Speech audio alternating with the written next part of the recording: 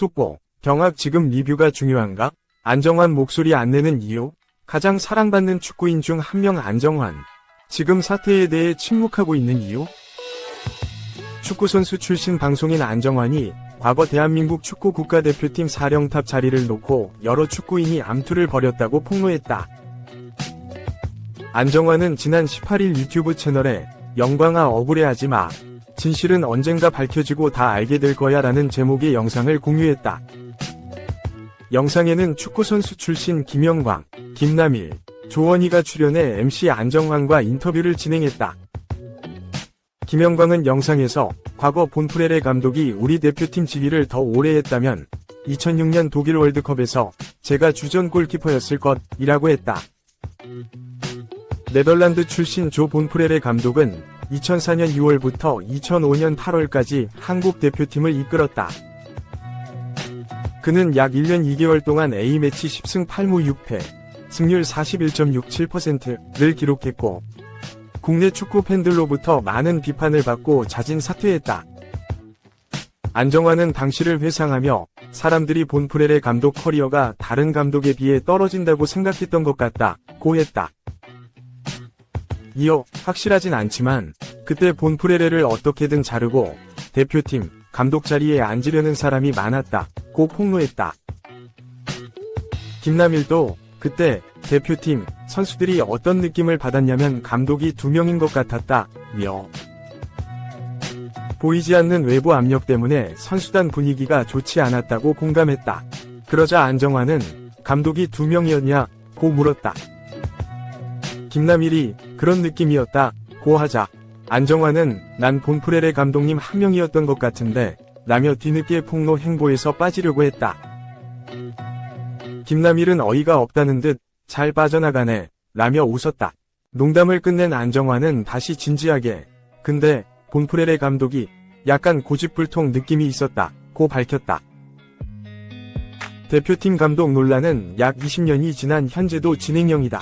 대한축구협회 KFA는 최근 대표팀의 외국인 감독을 선임하겠다는 기존 뜻을 버리고 절차까지 무시한 채 홍명보 감독에게 대표팀 지휘봉을 맡겼다. 이에 축구 팬들을 비롯해 은퇴한 축구 선수들도 비판 목소리를 냈다. 박주호와 이영표, 이천수, 박지성, 이동국, 조원희, 김영광 등이 차례로 KFA의 행정 절차를 지적하고 나섰다. 이 국내 감독은 잘 알고 있다. 달랐던 출발선. 그게 특혜 아닐까요? 국가대표팀 차기 감독 선임 과정은 출발선부터 달랐던 것일까? 과연 평등한 조건이었을까? 대한축구협회는 지난 22일 대표팀 감독 선임과 관련해 공식 입장문과 Q&A를 발표했다. 지난 2월 위르겐 클린스만 전 감독 경질 후 새롭게 재편된 전력강화위원회 정강위를 필두로 차기 감독 선임에 열을 올린 가운데 수많은 인물들이 하마평에 올랐다. 최종적으로는 전 울산 H기 감독 홍명보가 선임됐다. 홍명보 감독 선임과 함께 비판 여론이 들끓고 있다. 정확히는 홍명보 감독이 선임된 사실보다는 홍명보 감독을 선임한 과정이 투명한가? 공정하게 이루어졌는가에 대해 팬들을 비롯한 다수의 축구인들이 대한축구협회의 행정능력에 의구심과 비판을 가하고 있다. 정혜성 위원장을 필두로 출발한 새로운 정강위는 기능을 상실한 모습이었다. 초반까지 외국인 감독 선임에 초점을 맞추고 몰두했지만 유력 후보와 협상 결렬 후 행정력을 유지하지 못한 모습이었다. 박주호 정강위원은 자신의 유튜브 채널 캡틴 파추호에서 홍명보 감독 내정 소식을 듣고 절차대로 이뤄진 것이 없다. 내부에서 일하는 사람이 어떤 일이 있었는지 이야기할 수 있어야 하는데 잘 모르겠다. 지난 5개월이 너무나도 허무하다 라며 허탈함을 보이기도 했다. 이후 대한축구협회는 박주호 위원의 말을 반박하면서 법적 대응까지 고려하겠다고 발표했고 이는 논란의 불씨를 더 키우기만 했다. 박주호 위원의 내부 폭로 후 이동국, 박지성, 조원희, 이영표, 김영광 등 과거 대표팀에서 활약했던 축구인들도 함께 목소리를 높이며 대한축구협회의 감독 선임 과정에 유감의 뜻을 보냈다. 여전히 많은 궁금증이 몰려있다. 지난 5일 수개월간 대표팀 감독직에 대해 거절. 위사를 피력했던 홍명보 감독은 이임생 기술총괄이사와 만남 후 하루 만에 입장을 바꾸며 지휘봉을 잡았다. 결국 홍명보 감독의 입에 모든 시선이 쏠렸지만 홍명보 감독은 울산에서의 마지막 경기였던 광주FC전 이후 이임생 이사를 만난 후 밤새도록 고민했다. 제 안에 무언가가 나오기 시작했고 저는 저를 버리지 않으면 안 된다고 생각했다. 저는 저를 버렸다. 이제는 대한민국 축구밖에 없다. 라며 입장을 바꾼 것에 명확한 설명을 내어주지 않았다. 계속해서 많은 물음표가 따르는 선임 과정 속 홍명보 감독은 유럽 출장길에 올랐다. 지난 15일 외국인 코치 감독 선임 미팅을 위해 인천국제공항을 통해 출국했다. 통상적으로 취임 기자회견 후 본격적인 업무에 돌입하는데 이례적으로 홍명보 감독은 타 업무를 시작으로 대표팀 내실 다지기에 나섰다. 많은 비판 여론에 문화체육관광부도 나섰다. 문체부는 올해부터 정부유관기관에 포함된 대한축구협회의 감독 선임 과정을 두고 정해진 권한 내에서 이번 사안을 들여다볼 것이라고 알렸다. 유인촌 문체부 장관 또한 엄중하고 투명한 조사를 주문한 것으로 알려졌다. 대한축구협회는 타 국가들의 전례를 예시로 들며 그런 나라는 없다. 월드컵 진출에 제약받을 수 있다는 말로 반박했다. 이어지는 감독 선임 후폭풍에 대한 축구협회는 조금이라도 이번 사안을 정리하고자 입장문을 발표한 것으로 보인다. 대한축구협회는 국가대표팀 감독 선임 과정을 설명드립니다. 라며 협회는 감독 선임과 관련한 모든 과정을 준수하고자 했다. 있는 규정은 모두 지켰으며 규정이 없는 상황들에서는 감독 선임이라는 궁극적 목표를 차질 없이 이룰 수 있는 것인가에 초점을 맞추고 절차를 진행했다. 라고 설명했다. 그러면서 정강위 구성부터 홍명보 감독 선임과 이사회 승인까지 그간 과정을 세세하게 적었지만 오히려 다시 위용만 키우게 됐다. 가장 큰 이슈 중 하나는 홍명보 감독의 특혜 논란이다. 이임생 이사는 정혜성 위원장이 사퇴 직전 3명이 최종 후보를 추렸다고 알렸다. 홍명보 감독을 비롯해 외국인 감독 2명이었다. 이임생 이사는 유럽으로 향해 후보 2명을 만난 뒤 홍명보 감독과 면담을 가졌고 자신의 선택으로 홍명보 감독을 선임했다고 말했다. 그러면서 홍명보 감독을 두고는 다른 후보들에 비해 PPT나 여러 자료를 확인하지 않은 것은 정강. 위 1차 회의에서부터 국내감들의 경우 플레이 스타일이나 팀을 만들어가는 축구 철학, 경력 등에 대해 대부분 의원들이 너무나 잘 알고 있기 때문이다. 특히 홍명보 감독은 대표팀, 올림픽 대표팀을 맡은 것은 물론 최근 울산을 4년간 맡으며 K리그 2연패를 거두는 등 울산의 경기를 통해 확인됐다. 위원들은 국내 감독을 뽑는다면 홍명보 감독을 뽑아야 한다는 의견이 위원회 구성 초반부터 거론됐다. 라고 전했다.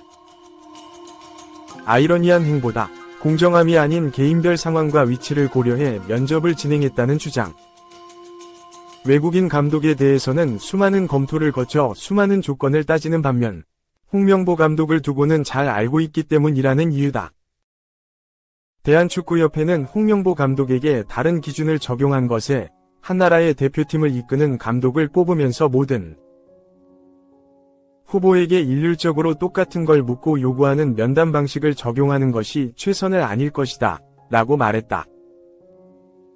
이어 외국인 감독은 다양한 지도 능력과 함께 한국 대표팀을 얼마나 잘 알고 제대로 평가하고 있는지를 눈여겨보게 되고 홍명보 감독 같은 내국인, 그것도 현직 감독이라면 그 지도자의 축구 스타일은 이미 어느 정도 이상 파악이 되어 있다. 그런 가운데 향후 대표팀 운영에 대한 비전, 한국 축구 기술 철학과 접목, 연령별 대표팀과의 연계 부분이 이임생 이사가 조금 더 치밀하게 확인하고 싶은 중요한 화두였기 때문이다. 라고 덧붙였다. 세부적 상황과 관점에서 최종 3명이 장단점을 평가했고 면담 방식이 특혜가 있는 것은 아니라고 대한축구협회는 주장했지만 출발 기준부터 다른 모습이다. 대한축구협회의 말처럼 모든 감독 후보군에게 일률적으로 똑같은 걸 요구하는 것이 최선은 아니다. 하지만 후보들 간의 출발선 자체가 다른 것이 문제다.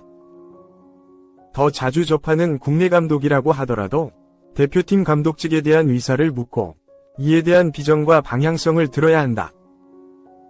앞서 이임생 이사는 홍명보 감독 선임 브리핑 당시 외국인 최종 후보 이인에 대해 한국 축구의 철학과 방향성이 어울리지 않았다며 감독 선임 탈락 이유를 설명했지만 홍명보 감독에 대해서는 명확한 선임 과정과 철학, 전술을 설명하기보다는 간곡히 부탁드린 것이 맞다 라고 읍소하는 모습이었다. 3. 문체부, 대한축구협회, 탈탈 턴다. 지난해 승부조작 연루자 사면 추진건부터 감사 나설 듯. 문체부 대변인은 24일 뉴스원과 통화에서 KFA가 운영을 제대로 했는지가 감사해 핵심이라며 승부조작 연루자 사면건 또한 감사 내용에 들어가 있다고 밝혔다. 덧붙여 감사에는 예산집행 현황과 협회가 결정한 전반적인 사안이 모두 포함된다 면서 홍명보 국가대표팀 감독 선임건에만 한정된 것이 아니고 그렇다고 승부조작 연루자 사면건 등 특정 사안을 지정해 다루는 것도 아니다. 규정과 절차를 준수했는지 확인하기 위해 여러 가지를 다 살필 것이라고 전했다. KFA는 작년 3월 A매치 당일 경기장에서 이사회를 열고 월드컵 10회 연속 진출과 2022 국제축구연맹 FIFA 카타르 월드컵 16강 진출을 자축하고 축구계 화합과 새 출발을 위해서 라는 이유를 들어 승부조작 범죄자를 포함한 축구인 100명이 사면을 추진한 바 있다. 불행 중 다행으로 거센 여론의 반대에 가로막히며 사과와 함께 철회했다.